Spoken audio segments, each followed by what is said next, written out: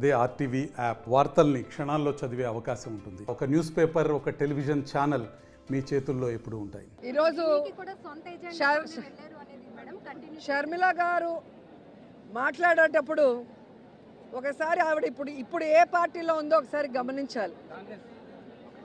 ఈ రాష్ట్రాన్ని విడగొట్టింది కాంగ్రెస్. ఈ రాష్ట్రానికి ప్రత్యేక హోదా లేకుండా చేసింది కాంగ్రెస్.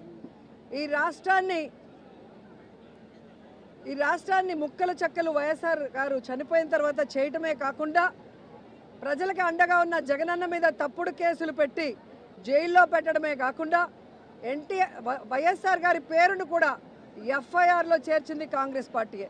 సో నిజంగా జగన్మోహన్ రెడ్డి గారు ఈ రాష్ట్రం గురించి ఆలోచిస్తున్నారా లేదా అనేది ఈ రాష్ట్ర ప్రజలకు తెలుసు. ఆయన ఎప్పుడు కేంద్రం వెళ్ళి మోడీ గారిని కానీ కేంద్ర మంత్రుల్ని కలిస్తే రాష్ట్ర ప్రయోజనాల కోసమే మాట్లాడుతున్నారు. అధికారంలో ఉన్నప్పుడు రోడ్ల మీద కూర్చొని పోరాడరు. మంత్రులతో మాట్లాడి రావాల్సిన నిధుల్ని రాబట్టి ఏ విధంగా అన్ని కార్యక్రమాలని పూర్తి చేస్తున్నారో మీరే గమనిస్తున్నారు. ఈరోజు నేను షర్మిల గారికి ఒక సలహా ఇస్తున్నాను. అమ్మ షర్మిల గారు, రేవంత్ గారు కాంగ్రెస్లోనే ఉన్నారు కదా, మనకి రావాల్సిన 6,000 కోట్ల రూపాయలని 6,000 కోట్ల రావాల్సిన వాటిని తీసుకురండి రేవంత్తో మాట్లాడి. అలాగే 1,80,000 కోట్ల ఉమ్మడి ఆస్తులు ఏవైతే ఉన్నాయో వాటన్నిటిని కూడా సోనియా గాంధీతో రేవంత్తో మాట్లాడి తీసుకురావాలి. ఊరికే ఆంధ్రప్రదేశ్లో వచ్చి విషం చెందితే ప్రజలు ఎవరు కూడా నమ్మే పరిస్థితి లేదు అని కూడా ఈ సందర్భంగా తెలియజేసుకుంటున్నా. కేవలం జగన్మోహన్ రెడ్డి గారి మీద విషం చిమ్మటానికే చంద్రబాబు నాయుడు, సోనియా గాంధీ ఈరోజు షర్మిల గారిని ఆంధ్రప్రదేశ్లో కాంగ్రెస్ పార్టీలో పెట్టి ఈ విధంగా టూర్లు పెట్టిస్తున్నారనేది చిన్న పిల్లోడిని అడిగినా కూడా చెబుతారు.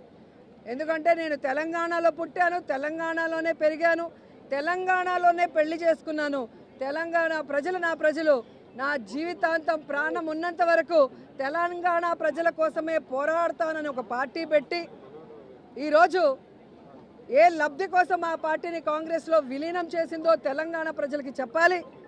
ఏ లబ్ధి కోసం తెలంగాణ ప్రజల్ని గాలి కొదిలేసి ఇక్కడ జగనన్న మీద విషం చిమ్ముతుందో కూడా చెప్పాల్సిన అవసరం ఉంది. ఈరోజు కాంగ్రెస్ పార్టీ తరఫున షర్మిల గారు కానివ్వండి, ఎవరు వచ్చినా కూడా వాళ్ళకి జీరో వాల్యూ. ఎందుకంటే ఇదే షర్మిల గారు పాదయాత్రలో కానీ తెలంగాణలో పార్టీలు పెట్టిన తర్వాత కానీ ఆమె స్పీచెస్ ఒకసారి మీకు చూస్తే మీకే అర్థమవుతుంది. రేవంత్ ఒక దొంగ, కాంగ్రెస్ ఒక పనికిమాలిన పార్టీ.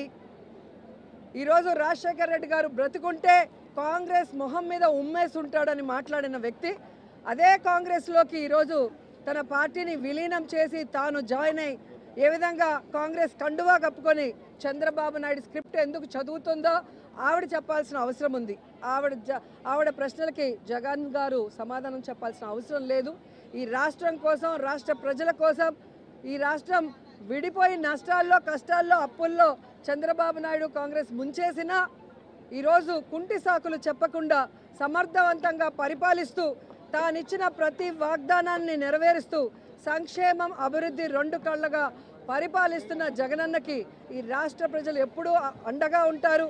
ఆయన మీద విషం చెమ్మడానికి వచ్చే non local politicians Chandrababu Naidu అయినా, పవన్ కళ్యాణ్ అయినా, లోకేష్ అయినా, షర్మిల అయినా వీళ్ళు 2024 తర్వాత ఈ రాష్ట్రంలో కనబడరు. హైదరాబాద్కి పార్సిల్ చేసేస్తారు ప్రజలని కూడా చెప్తున్నా. మరిన్ని వీడియోస్ కోసం ఛానల్ ని సబ్స్క్రైబ్ చేయండి. లేటెస్ట్ అప్డేట్స్ కోసం వాట్సాప్ ఛానల్ ని ఫాలో చేయండి.